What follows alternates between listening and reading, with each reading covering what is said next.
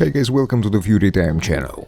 Ricky Hatton is firmly backing former two-time heavyweight champion Anthony Joshua to topple MMA veteran Francis Ngannou. Their fight takes place on March 8 in Riyadh, Saudi Arabia. Back in October, Ngannou made his professional debut against WBC champion Tyson Fury. In a very unexpected performance, Ngannou dropped Fury and gave him fits for the entire 10 rounds. Fury walked away with a 10 rounds split decision win. Now Ngannou is up against Joshua, and the British star is coming off one of his best performances in recent years. He demolished Otto Wilder in 5 rounds back in December. Hatton is unsure if Ngannou's performance was a clear sign of his skills or a clear sign that Fury didn't take the fight seriously. We are in limbo, aren't we?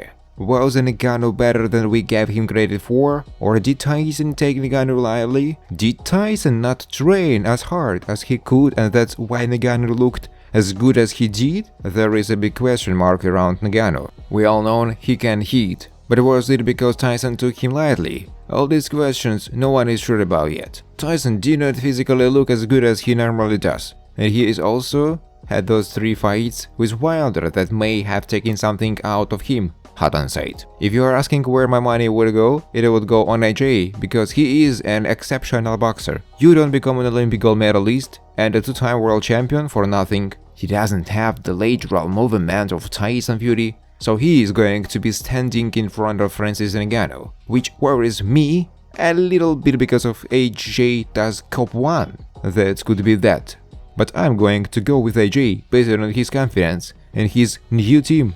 I think he will have enough firepower to shine against Ngannou. AJ Ngannou. AJ and Fury, what a sign that would be to see. And also it's great to see Eddie Hearn and Frank Warren on the same table and working together, because I think that's what boxing needs, promoters working together. To see Frank and Eddie on the same table working together, I thought to myself, this is going to be good for our sport, because I think we would hit a brick wall in our sport in terms of fights not happening.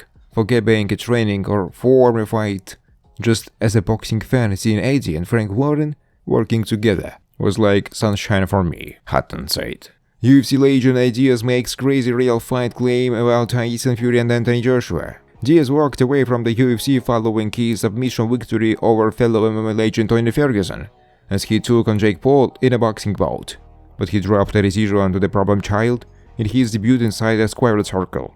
However, the Thug slugger likes his chances against WBC World Heavyweight Champion Tyson Fury and former title holder Joshua, claiming he will fuck up the pair of British fighters in the real fight. I'm a boxer. I'm a jiu-jitsu guy. I'm a kickboxer. I don't like any of the one-dimensional things, but it's off anyway.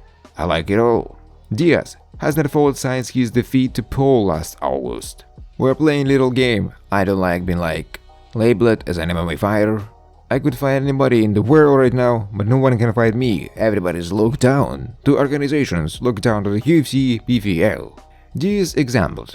I will fuck up Tyson Fury. I will fuck up Anthony Joshua. All these guys in a real fight. Like, they don't stand a chance," Diaz said. Thanks for watching guys. If you like this video, please subscribe to my YouTube channel.